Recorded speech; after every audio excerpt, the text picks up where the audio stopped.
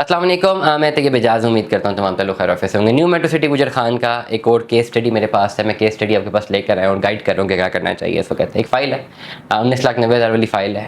15-16 लाख रुपये जमा। Cost of land में 4-4.5 लाख रुपये रहता है। डेवलपमेंट चार्जेस लगे ही नहीं हुए फाइल में, कोई प्लॉट नंबर शो नहीं हो रहा। क्या करना चाहिए? No, this is an ideal conversion, ideal setup for the conversion. अब आप लोग बोलेंगे ये कैसे है?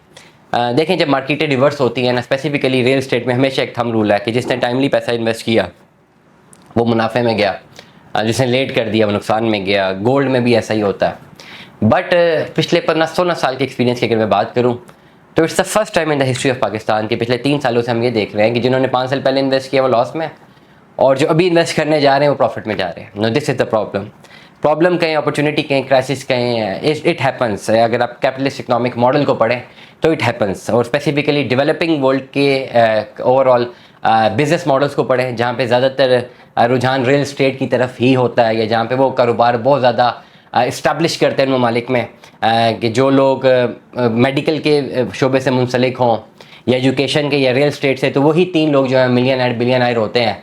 तो ये डेवलपिंग वर्ल्ड्स में होता है ज़्यादातर। वो क्यों होते हैं? क्योंकि देर इज़ ह्यूज इम्पैक्ट। इसमें बहुत बड़ा थीसिस भी लिखा जा सकता है, बातें ख़त्म नहीं होंगी। But yet the real valuation is that कि एनएमसी में जिन्होंने 2.5-3 साल पहले इन्वेस्ट किया हुआ था वो नुकसान में, और जिन्होंने फाइलें टाइमली इन्वेस्ट नहीं किया, फाइलें छोड़ दी, वो अभी अगर उसको फिनिशिंग की तरफ जाएँ तो वो फ़ायदे में है। अब व्हाट इज़ द मैटर? अब क्या होने लगा कि एक फ़ाइल जिसमें टोटल 35 लाख वाली फ़ाइल है, 15 लाख रुपये जमा है, 20 लाख रुपए पेंडिंग है। इस फाइल का क्या करना चाहिए?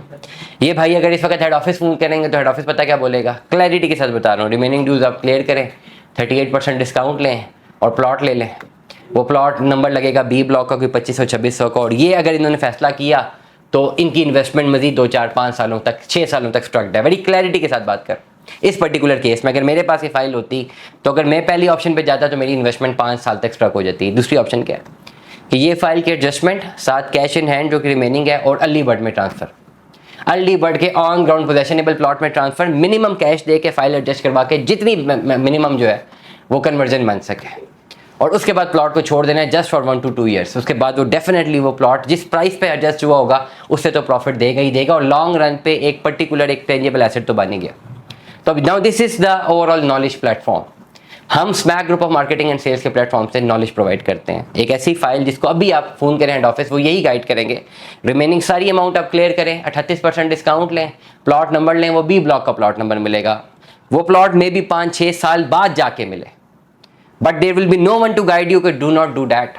वो भी किया जा सकता है, आई डू नॉट से कि वो लीगल नहीं है, किया जा सकता है।